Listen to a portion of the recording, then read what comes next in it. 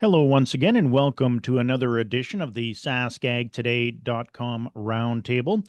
I'm joined by 620 CKRM Regina Agri-News Director Ryan Young, as well as the Chief Agricultural Editor for SaskAgToday.com, Kevin Hursh. I'm Doug Falconer. I'm Agriculture Director at GX94 in Yorkton. Some topics we wanted to talk about this week, of course, China and Canada. The Prime Minister of Canada, Mark Carney, spoke with the Premier of China on Friday.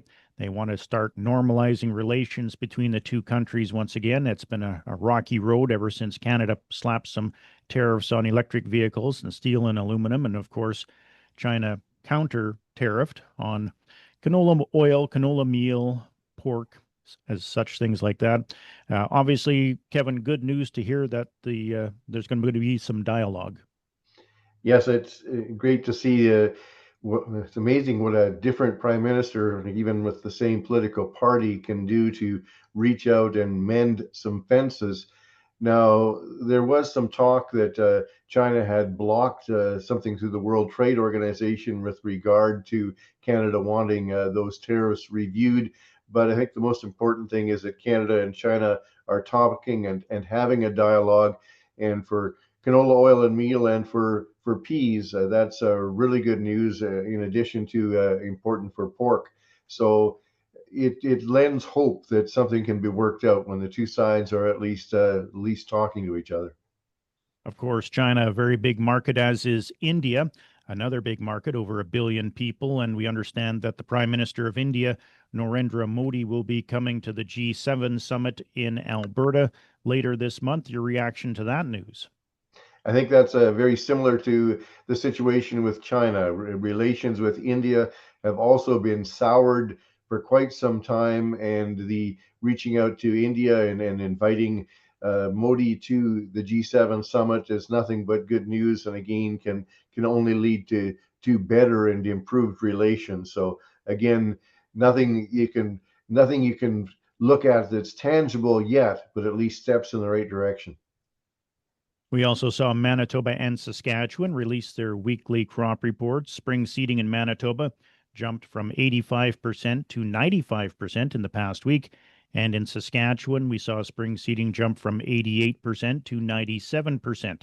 Ryan, you had a chance to speak with Kim Stonehouse, who resides, I believe, in northeastern Saskatchewan, to get his take on the crop report. That's right. And he mentioned that there was warm, windy conditions over the past week that dried up a lot of areas, especially in the Northeast, where he said it's actually quite the driest region in the province, kind of surpassing the Southwest, shall we say, when it comes to dryness.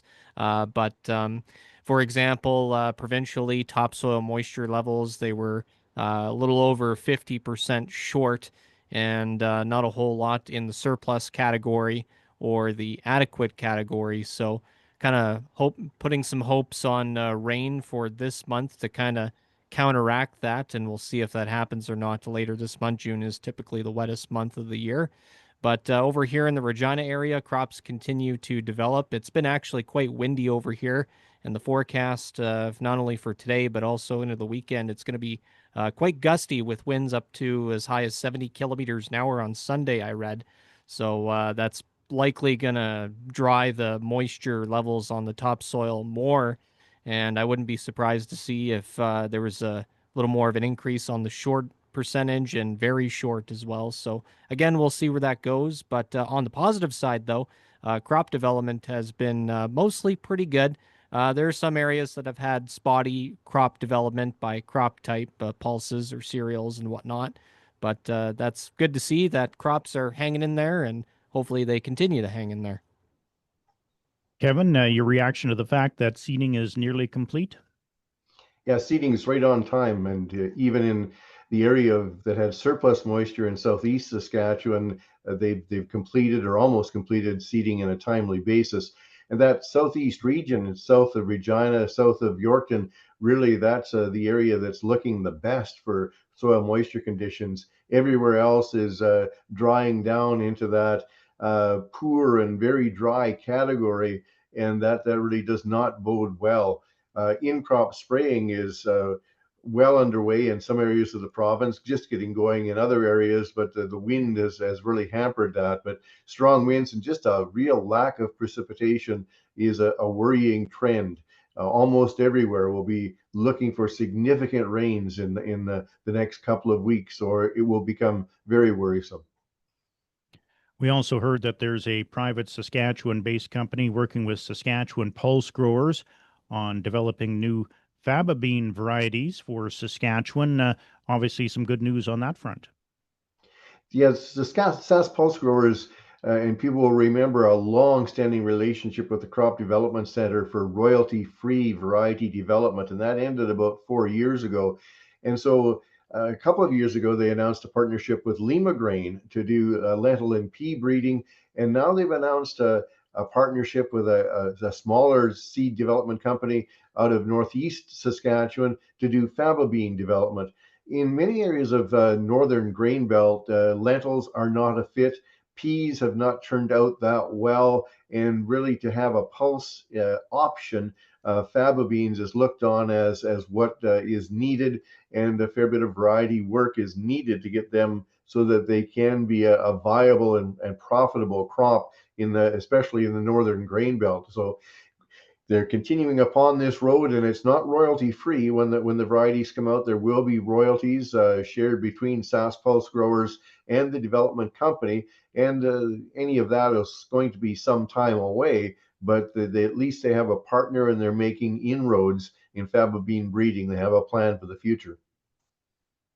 And of course, turning to the livestock industry, Ryan, you had a chance to speak with the president of the Canadian Cattle Association, Tyler Fulton, who ranches not far from here in Yorkton over in Bertle, Manitoba.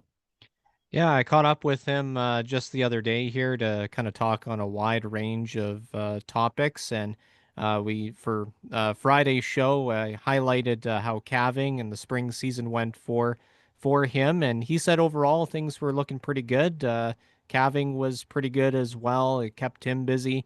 The pasture land conditions there are really well. They've had a lot of adequate precipitation and timely rains to really spruce things up. So they're really in a good position where he is in Bertle, Manitoba, which is close to the Saskatchewan boundary. I also did ask him a little bit about the smoke, as obviously as of this recording, northern Manitoba continues to have wildfires burning. There was a air quality warning pretty much across most of Manitoba from the last I saw. And so I asked him if that kind of affected the cattle in any way, shape, or form with the smoke, and he said not really. Hasn't really noticed anything. So, and then on another note, I asked him too if there was any farms that were affected by the wildfires as a result, and he said nobody on the grain side or the livestock side has been impacted or affected by the wildfires or the smoke. So that was one of the topics we talked about, and over the next coming days on SaskAg Today, you'll hear a little bit more about his recent trip to Ottawa to meet with federal officials. I asked him about the bovine TB compensation for producers and how that's going, as well as trade with China and keeping tabs on that, among other things. Kevin, of course, you reside in Saskatoon for the most part. And how are the wildfires there? Are they making a lot of smoke in your area? Just back into the city the past couple of days, and a little bit of hazy on the fringes, but the smoke is not nearly as bad as it had been other times. Last year was much worse for smoke by times. So certainly a terrible wildfire situation, but wherever the smoke is going, it's not been a big problem in Saskatoon. Okay. And Ryan, of course, you spoke with Adam Pacalo on Friday about the markets, the canola and wheat markets. What's the latest on that front? Not really a whole lot of significant movement for either commodities. Canola kind of went up a little bit, or rather down, I should say, $6.40 overall on the week, even though today in early trading it was up $10 a ton. As for the wheat futures on the Minneapolis wheat side for July, it was relatively unchanged, maybe just a cent or two, but overall not really a whole lot of a difference. But the main factor for this week, obviously, being the weather with the wildfires and how dry it's been. It's also dry in the United States as well. So he's going to continue to keep an eye on that and kind of go from there. Kevin, as a grain farmer yourself, grains and oilseeds at times, what are you watching on the markets right now? I guess you've probably moved on from the July contracts and you're looking toward the fall. Well, like many producers, my phone chirps several times a day with the most recent market prices from buyers looking to buy product. But it hasn't been a lot of change. It was a little bit worrisome how canola was dipping earlier in the week and then rebounded a bit. So not a huge change overall, but this is the time of year when eyes are turning to new crop prices for a lot of producers. There's not that much left to sell of old crop. And of course, some other news that you wanted to point out, Kevin, was the fact that Kody Blois, the man that many people thought was going to become our next federal agriculture minister, has a new job in Ottawa.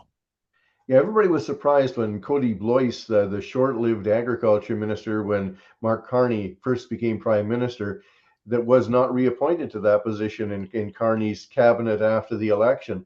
And people wondered why that would be. And a relative unknown in the ag industry, Heath MacDonald, was appointed agriculture minister. But now it's surfaced that Kody Blois is going to be parliamentary secretary to the prime minister. And you have to think that's a good thing. Somebody with an agriculture background and a farming background and understands agriculture being that close to the prime minister and viewed as somebody that can be in the inner circle with the prime minister has to be good news for the agriculture industry. Excellent. Well, that's going to do it for this week's edition of the SaskAgToday.com Roundtable. On behalf of Chief Agricultural Editor for SaskAgToday.com, Kevin Hursh, and 620 CKRM Regina Agri-News Director Ryan Young, I'm GX94 Yorkton Agriculture Director Doug Falconer saying so long until next time.